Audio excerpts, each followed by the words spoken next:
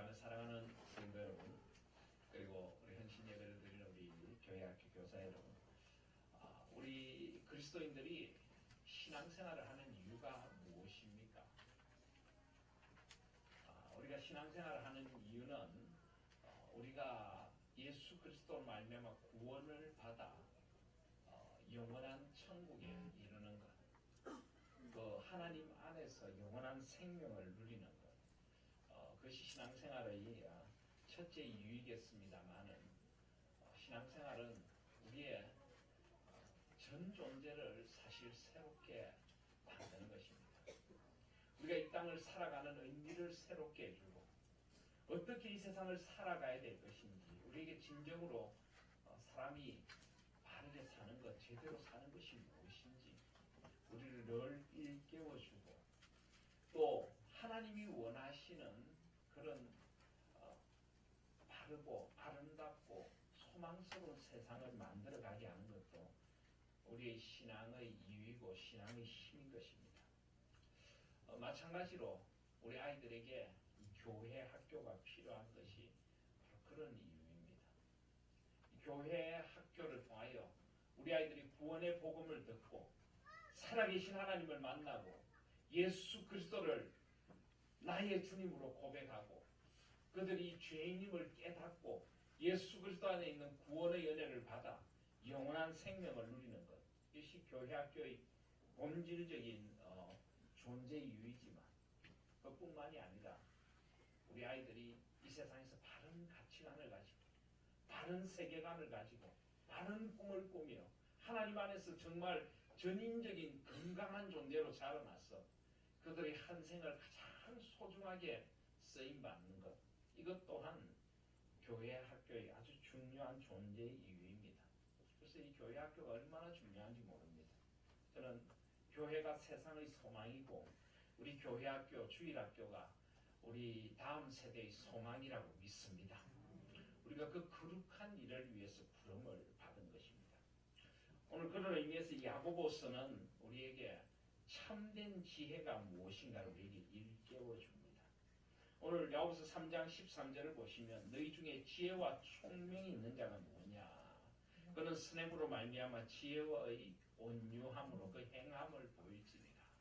야고보서는 알다시피 우리의 믿음은 반드시 행함이 있어요. 입으로만 믿는 믿음이 아니라 삶으로 고백하는 믿음이 되어져야 한다. 그것을 강조합니다.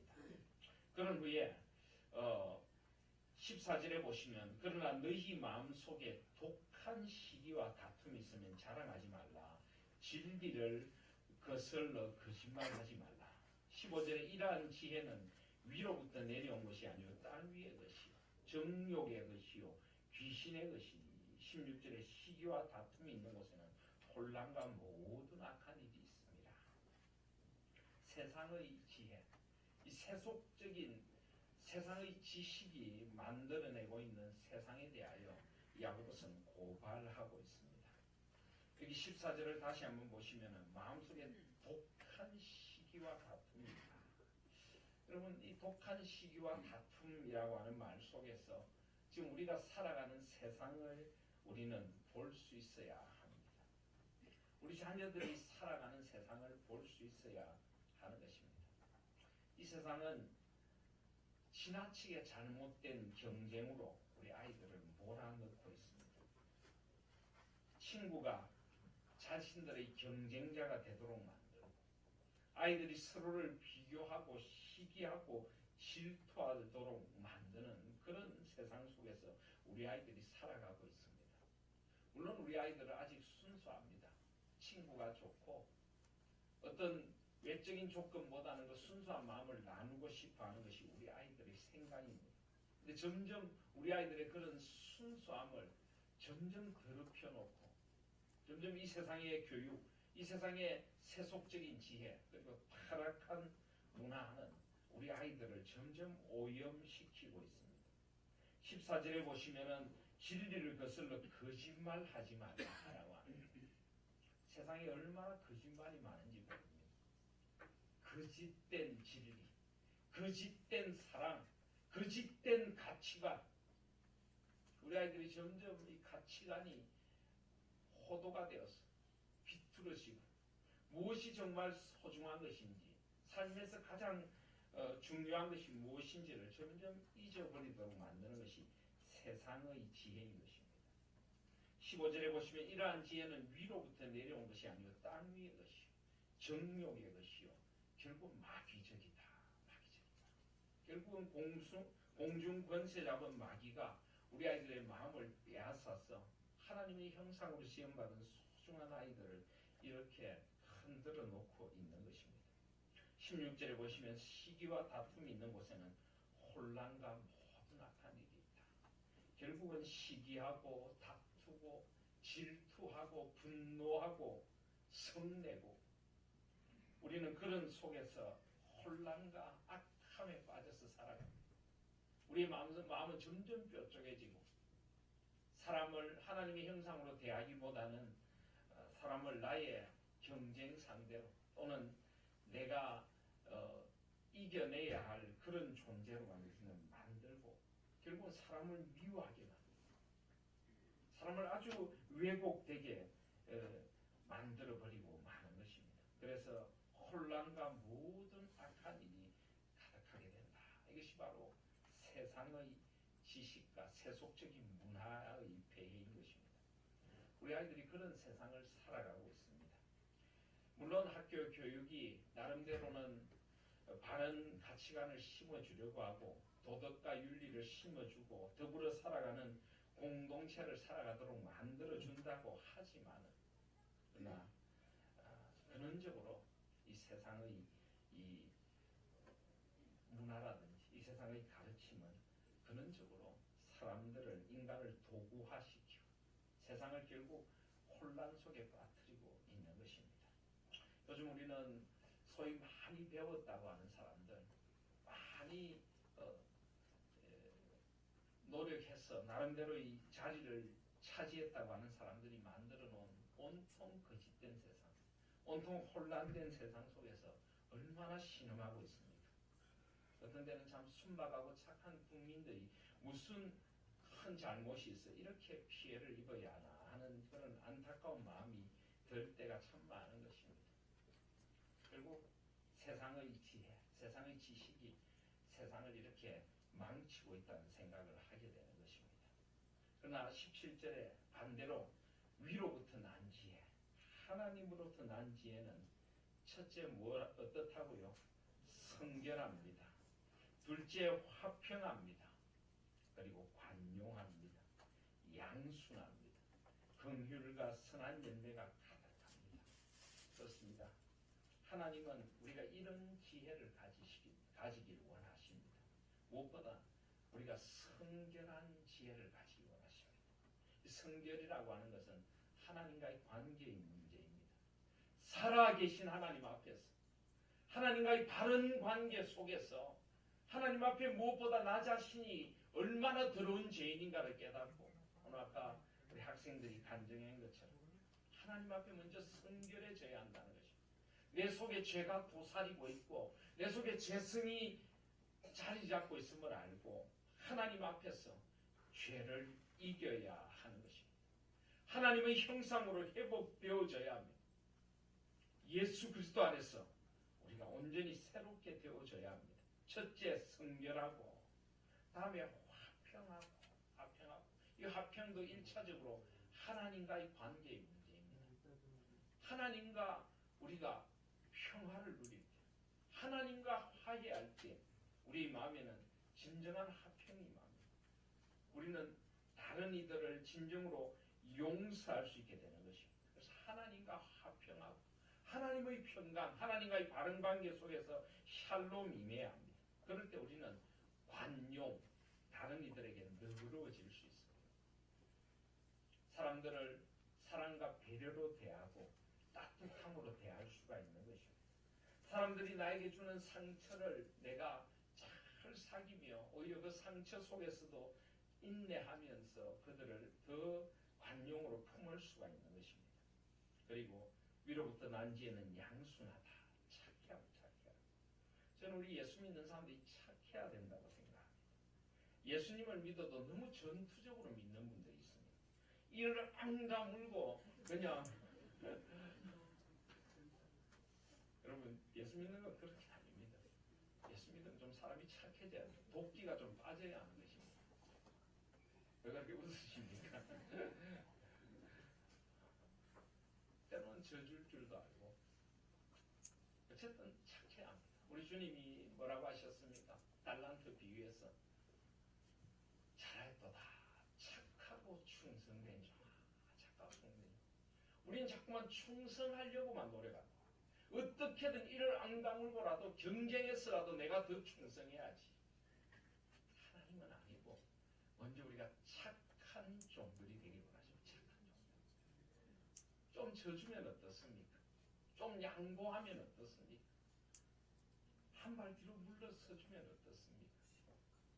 착한 사람들이 되길 바랍니다. 다른 사람들이 마음에 따뜻한 온기를 전해줄 수 있는 착한 사람, 양순한 사람. 우리 교회 교육은 바로 이런 아이들을 길러내야 합니다. 긍휼히 여기는 마음, 긍휼히 불쌍한 사람들을 보고 마음 아파할 줄 알고 다른 사람들의 어려운 처지를 도와주려고 손 내밀 줄 알고 함께 마음 아파하는 그런 아이들을 우리가 길러내야 하는 것입니다. 그리고 다시 한번 선한 열매가 가득해야 된다. 다른 열매 아니고 하나님은 선한 열매가 가득해야 된다. 선한 열매. 그리고 편견과 거짓이 없어야 돼요. 편견. 사람을 차별하고 함부로 편가르기를 하고 편을 만들고 그룹을 만들어서 내 편이 아니면은 잘못되었다고 하고 그런 편견이 없어야 합니다. 그리고 거짓이 없어야 합니다. 진실돼야. 우리 그리스도인들은 진실돼야 결코 목적이 수단을 정당화시킬 수 없습니다. 어떤 교회조차도 어떤 목표를 이루기 위해서 거짓을 동원하고 비진리의 방법을 쓰고 그것은 절대 아닌 것입니다. 우리는 언제나 우리는 진실돼야 언제나 다른 길을 가야 합니다. 언제나 우리는 정당해야 하고 투명해야 하는 것입니다. 그것이 바로 교회가 걸어가야 할 길이고 우리 아이들에게 가르쳐야 할 삶의 길인 것입니다. 그리고 18절 보시면 화평하게 하는 자들은 화평으로 심어 의의 열매를 거둔다. 아이들이 화평의 사람이 되어서 이 깨어진 세상 속에 평화를 심는 아이들이 되어져야 합니다. 세상의 가치관으로 성공하는 것이 아니고 세상의 가치관으로 이름을 내는 그것이 중요한 것이 아니라 깨어진 세상을 하나 되게 하고 깨어진 관계를 회복시켜주고 손잡게 만들어주는 그런 우리 아이들이 되어야 되고 우리가 그런 그리스도인들이 되어야 합니다. 이것이 바로 우리가 예수 믿는 이유입니다. 우리가 구원받아 천국에 가는 것만이 아니라 이 세상을 우리가 다르게 사는 것입니다. 다른 가치관으로 다른 세계관으로 다른 자세로 세상의 지혜에 쩔어인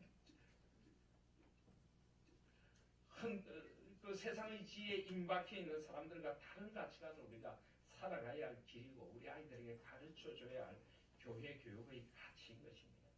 바로 이것을 심어주고자 우리는 신앙교육을 하고 교회 교육을 하는 것입니다. 신앙은 우리의 가치관을 바꾸고 우리 세계관을 새롭게 하는 세계관적인 교육이 되어져야 한다 하는 것을 우리가 잊지 마시기를 바랍니다. 세계관. 보통 우리가 기독교 세계관이라고 할 때 기독교 세계관의 틀을 네 가지로 우리는 생각을 합니다. 첫 번째 기독교 세계관의 틀은 창조의 세계관, 창조의 세계관. 온 세상을 하나님이 창조하신 세계로 볼 수 있는 눈을 길러줘야 합니다. 온 세상에 스며 있는 하나님의 창조의 손길을 봐야 돼요. 무엇이나 하나님께서 선하게 창조하셨다. 이 창조의 선함을 우리 아이들이 깨달아야 하고 창조의 목적을 깨닫도록 해줘야 합니다. 창조의 세계관을 심어야 합니다. 창조 신앙. 그리고 자기 자신도 내가 뭐라고 해도 하나님의 형상으로 창조받은 소중한 존재이다. 자기 존재에서부터 하나님의 창조의 손길을 느끼도록 해야 합니다. 그리고 다른 이들, 함께 더불어 살아가는 이들도 하나님이 창조하신 하나님의 형상, 하나님의 피조물로 볼 수 있습니다. 세상의 모든 것을 그렇게 볼 수 있어야 합니다. 꽃 한 송이, 작은 벌레 하나도 하나님이 창조하신 것으로 볼 수 있고 그것을 지키고 보존하고 사랑하고 그것에서 감탄하고 경의를 느낄 수 있도록 하나님이 지으신 세상을 찬양할 수 있도록 이 창조의 신비에 눈을 뜨고 모든 것을 창조의 선함과 아름다움으로 볼 수 있도록 이 창조의 신앙을 길러줘야 합니다. 그리고 창조의 목적을 탐구하는 것 이것이 바로 교육이 되어져야 합니다. 온 세상에 하나님이 창조하신 그 창조의 질서를 탐구하고 그 창조의 신비를 알아내어서 세상 속에 전하고 바로 이 창조의 세계관이 첫 번째로 있어져야 합니다. 기독교 세계관의 두 번째 세계관은 타락의 세계관입니다. 그럼에도 불구하고 하나님이 창조하신 이 아름다운 세상이 인간의 죄로 말미암아 오염되었고 비뚤어졌다는 것을 우리는 볼 수 있어요. 지금 우리 눈에 보이는 것이 정상이 아닐 수가 있다는 것입니다.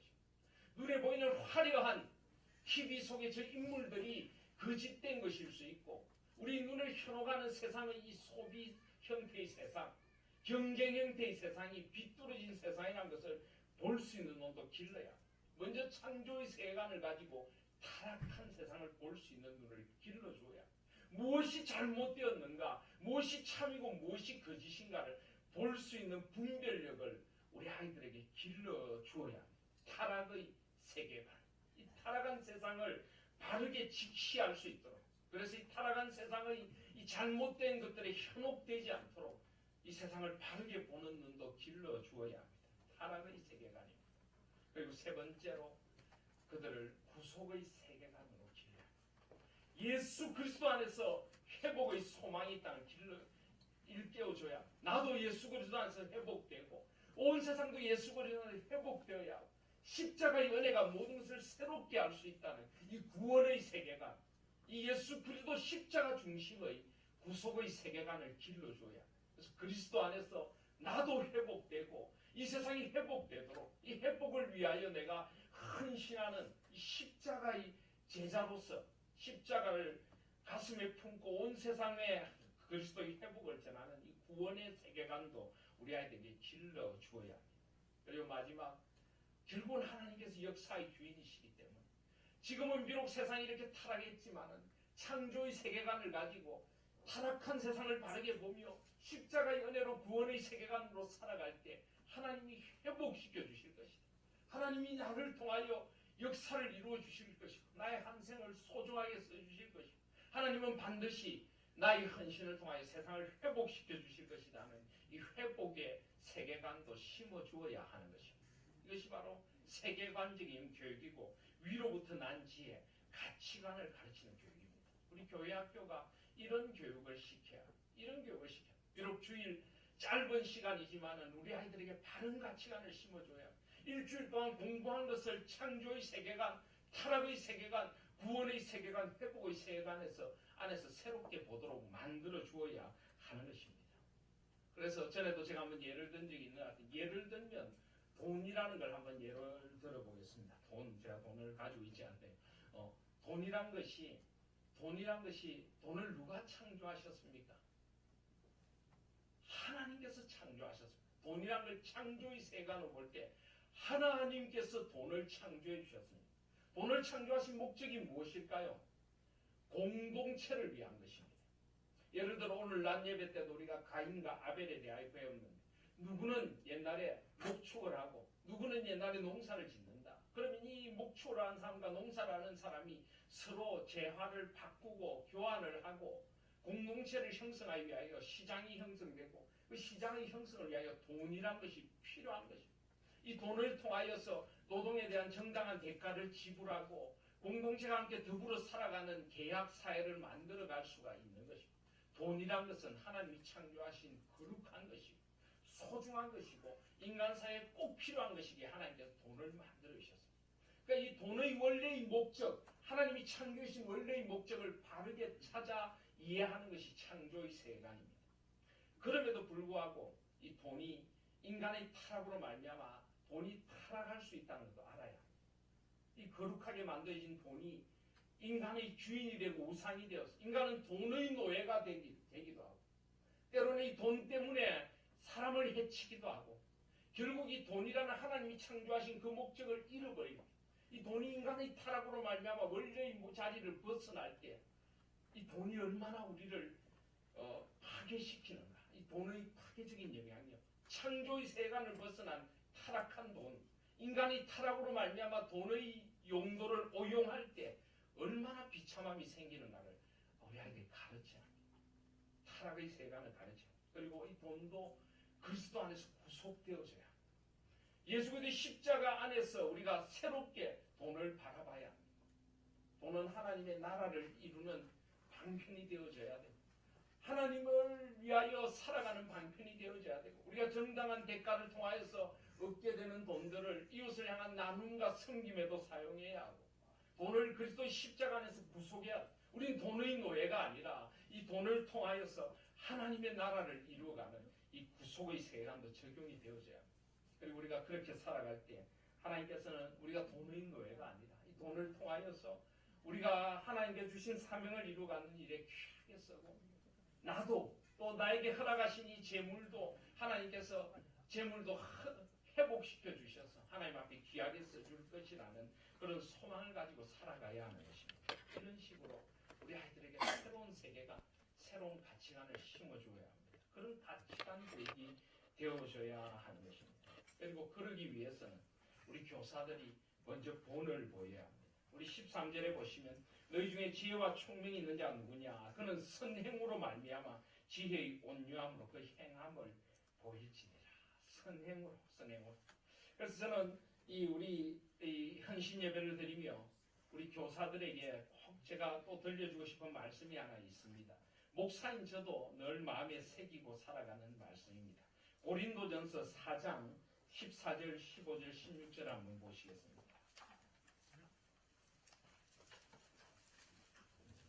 고린도서 4장 14절, 15절, 16절. 시작성이 267면에 있습니다. 내가 너희를 부끄럽게 알고 이것을 쓰는 것이 아니라 오직 너희를 내 사랑하는 자녀같이 권하려 하는 것이다. 15절에 그리스도 안에서 1만 스승이 있으되 아버지는 많지 아니하니. 그 다음 우리 같이 읽겠습니다. 시작. 그리스도 예수 안에서 내가 복음으로써 너희를 낳았습니다. 16절. 그러므로 내가 너희에게 권하노니 너희는 나를 본받는 자가 되라. 아멘. 그 다음에 11장 1절도 한번 보시겠습니다. 11장 1절도 우리 선생님들만 다 같이 읽겠습니다. 시작. 내가 그리스도를 본받는 자가 된 것 같이 너희는 나를 본받는 자가 되라. 여러분, 사실 주일학교 교육이라는 것이 위태위태합니다. 왜 위태위태할까요? 일단 시간적으로 너무 짧습니다.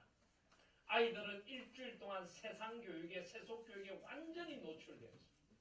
그리고 온갖 요즘은 멀티미디어를 통해서 스마트폰이라든지 온갖 멀티미디어를 통해서 세상적인 노래, 세상적인 영상들, 세속적인 게임, 우리 아이들은 완전히 세상에 초토화될 정도로 세뇌를 당하고 있습니다. 거의 하루 종일 세상적인 가치관에 아이들이 노출되어 있습니다. 그런데 교회 교육 얼마나 하십니까? 솔직히 참 부끄럽습니다. 우리 아이들이 중고등부 같은 경우 주일 와서 1시간 예배 드리고 그 다음에 분반 공부를 하는데 우리 교회 같은 경우는 분반 공부할 여건이 너무나 안 좋습니다. 이 교실에서 여기서 그냥 우리 중고등부와 새가족부까지 10반이 있는데 이 10반이 여기서 흩어져서 그나마 주일학교 교사들 또 유초등부 교사들이 저쪽에 또 회의를 하고 있습니다. 그냥 여기서 그냥 아이들 붙들고 선생님들이 그냥 공과책 붙들고 한 10분 15분 그냥 목이 터지라고 외치고 기도해주고 그게 답니다. 어떻게 이 아이들의 마음을 붙들 수 있을까요? 그리고 우리 부모님들이 신앙교육을 해야 되는데 솔직히 가정에서 얼마나 신앙교육 하십니까? 아이들 얼굴만 보기도 힘들지 않습니까? 아침 일찍 학교 가서 저녁 늦게 학원에서 돌아오고 아이들을 붙들고 정말 그들의 손을 잡고 기도해주고 함께 가정예배를 드리고 말씀의 가치관을 가르쳐주는 부모님 많습니까? 아니면 보이면 잔 말씀하시는 부모님 많습니까? 아이들과의 대화가 진정으로 신앙의 대화, 진정으로 가치관을 심어주는 대화가 잘 이루어져 가십니까? 어떤 아이가 학교에서 문제를 일으켜서 그냥 부모님이 학교 스님께 불려갔다고 하죠. 그러니까 선생님이 아이가 있는 앞에 부모님께 이야기를 했습니다. 아이와 대화를 좀 나누시죠. 그러니까 부모님이 이렇게 이야기했습니다. 우리는 자주 대화합니다. 그러니까 아이가 고개를 푹 숙이고 있다가 고개를 갑자기 들면서 언제 나하고 대화했느냐고 잔소리 마셨지. 이 아이들과 이 정말 신앙의 교육, 정말 우리가 다 이 고생하는 이유가 뭡니까? 자식 때문 아닙니까? 그렇게 자식 때문에 고생하고 일을 하면서도 진정으로 그들에게 바른 가치관을 심어주거나 그들의 손을 잡고 기도하거나 세상의 아름다움을 한번 손을 가리켜 함께 보고 하나님의 이야기를 들려주거나 우리는 그럴 시간이 거의 없습니다. 이 한국이라는 바쁜 현실, 이 세상이라는 바쁜 현실이 우리를 그렇게 만들기도 하고 우리도 그런 마음의 여백이 없고 우리의 가치관도 비뚤어져 있으니까 그렇게 되는 것인지도 모르겠습니다. 참 안타깝습니다.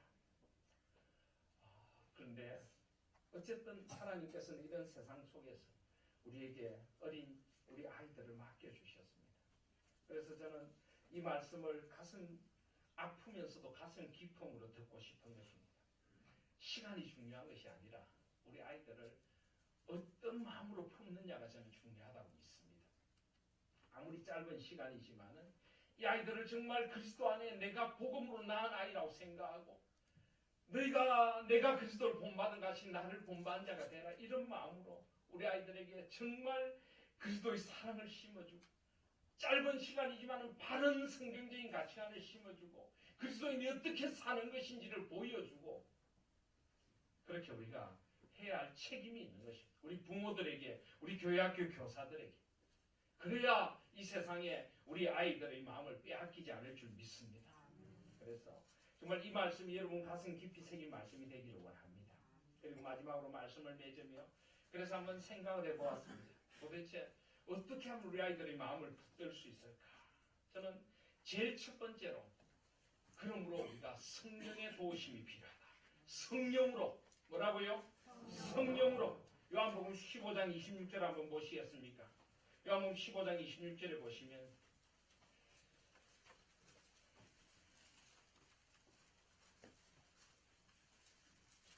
내가 아버지께로 너희에게 보낼 보혜사 곧 아버지께로부터 나오시는 진리의 성령이 오실 때 그가 나를 증언하실 것이라. 진리의 성령님이 예수 그리스도에 대해 증언하신다라고 되어 있습니다. 그리고 16장 13절을 보시면 그러나 진리의 성령이 오시면 그가 너희를 모든 진리 가운데로 인도하시리니 그가 스스로 말하지 않고 오직 들은 것을 말하며 장래일을 너희에게 알리시리라. 진리의 성령이 오시면 그래서 우리는 짧은 시간이지만 우리 아이들의 마음에 그 영혼에 예수 그리스도를 심어주고 바른 가치관을 심어주고 살아계신 하나님의 사랑을 심어주기 위하여 우리는 무엇보다 성령 하나님을 의지해야 될 줄 믿습니다. 성령 하나님만이 우리 아이들을 바꿀 수 있고 이 짧은 시간 이 열악한 환경 속에서도 우리 아이들의 마음을 분명히 바꾸고 새롭게 할 수 있다는 그런 열정을 가지고 가르치시는 교사들이 되십시오. 저도 부족하지만은 요즘 중고등부 아이들과 함께 예배를 드리고 설교를 하면서 저도 타는 마음으로 말씀을 전합니다. 그러다 보니까 설교가 좀 길다는 이야기를 자꾸 듣긴 합니다만 정말 그 아이들의 가슴에 그리스도를 심어주고 싶습니다. 성령 하나님께서 이 짧은 시간 우리 아이들 가운데 역사하여 주시옵소서. 정말 타는 마음으로 성령 하나님을 의지하여 전하실 수 있는 교사들이 되시기를 바랍니다. 그리고 두 번째로 같은 비슷한 말이지만 기도야 기도. 요한복음 15장 7절에 보시면 너희가 내 안에 거하고 내 말이 너희 안에 거하면 무엇이든지 원하는 대로 구하라. 그리하면 이루리라. 하나님의 말씀이 내 안에 거하고 이 말씀을 내 마음에 품고 아이들을 품고 기도하면 하나님이 이루어 주시리라. 기도해야 합니다. 기도. 교사들은 기도하는 사람이 돼야 합니다. 목회자도 마찬가지입니다. 성도들 안고 기도하고 여러분들이 가진 기도의 소원 하나하나 여러분들이 낸 헌금 봉투 하나하나 붙들고 성도를 위하여 기도하고 우리 교사들이 아이들의 명단을 붙들고 기도하고 우리 아이들을 위하여 기도하고 그 아이들의 형편 하나하나 안고 기도하고 하나님께서 이 짧은 시간이지만 이들을 변화시켜 주시고 일주일 동안 이들의 마음을 붙들어 달라고 기도해야 될 줄 믿습니다. 기도하는 교사들이 되시기를 바랍니다. 그래서 저는 우리 모든 교회학교 교사들에게 이런 부탁을 했습니다. 한 반에 아이들을 가르치는 교사가 한 사람 있으면 기도교사가 한 사람 있어야 돼요. 기도교사. 예를 들어 내가 우리 반의 아이들을 가르치는 교사면은 우리 교회 권사님들 특별히 우리 어르신들 찾아가서 우리 반을 위해 기도해 주십시오. 우리 반의 기도 선생님이 되어 주십시오. 그래가지고 아이들 기도 제목을 매주 그 권사님께 드리고 그 권사님은 그 교회 학교 아이들 분만 공부하는데 참석해서 아이들 하나하나를 보면서 기도해주고 분만 공부할 때 뒤에 앉아서 기도해주고 함께 기도해주고 그런 기도교사가 반드시 한 사람씩 있어져야 된다는 말씀을 제가 주일학교에서 여러 번 드렸죠. 드셨습니까? 우리 권사님들 중에 기도교사님들 한번 손 들어보십시오. 아무도 없으십니까? 요청했는데 권사님들이 안 하신 겁니까? 아니면 요청을 안 받으신 겁니까? 요청 안 했어요. 교사님들 요청 왜 안 하셨습니까?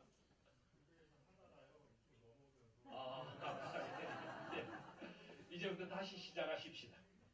기도만이 우리 아이들을 살립니다. 이건 교회 학교는 절대 교회 학교만의 일이 아닙니다.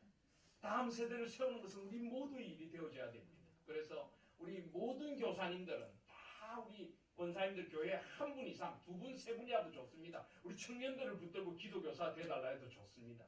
우리 반의 기도교사가 되어주십시오. 우리 아이들을 위해서.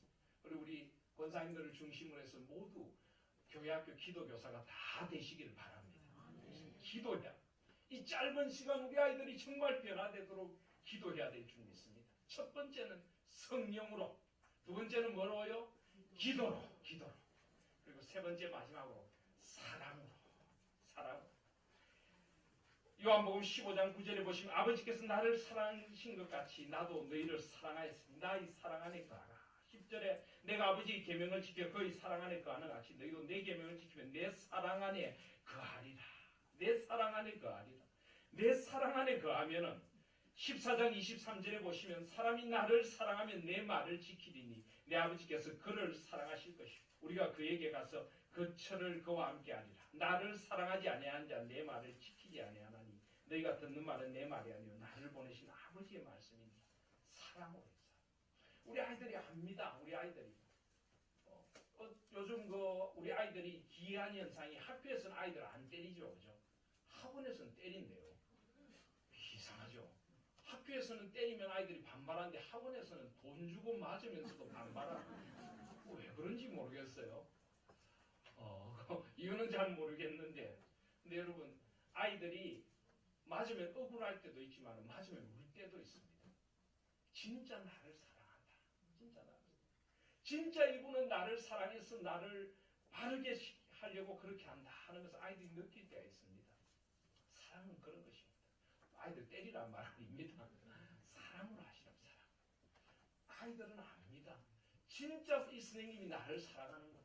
진짜 이 선생님이 나를 생명처럼 아끼고 정말 복음 안에서 나를 낳은 나의 부모님처럼 나를 아껴주고 사랑하는구나. 아이들은 압니다. 사랑하시기 바랍니다. 우리 아이들을 정말 사랑해야 합니다. 뜨겁게 사랑해야 합니다. 그를 안고 뜨겁게 기도하십시오. 성령의 인도하심을 하시는 우리 아이들을 회복시키는 일입니다. 저는 반드시 회복시켜 주시리라 믿습니다.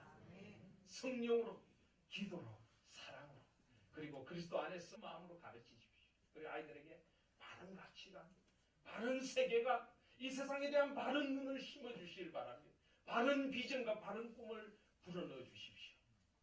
우리 교회학교 선생님들, 여러분들이 세상의 소망입니다. 우리 교회학교와 그런 세상의 소망을 일궈가는 하나님의 교회학교가 되기를 간절히 소원합니다. 이 봄 이제 우리가 주님 주신 이런 비전으로 교회학교의 꿈을 안고 비록 열악하지만 하나님이 역사하시면 놀라운 일이 일어날 것입니다. 그런 열정과 사랑을 가지고 교육에 임하시고 온 교회가 우리 아이들 향한 그런 사랑으로 교육에 임하는 우리 하나님 교회가 되기를 주님의 이름으로 축복드립니다. 아멘.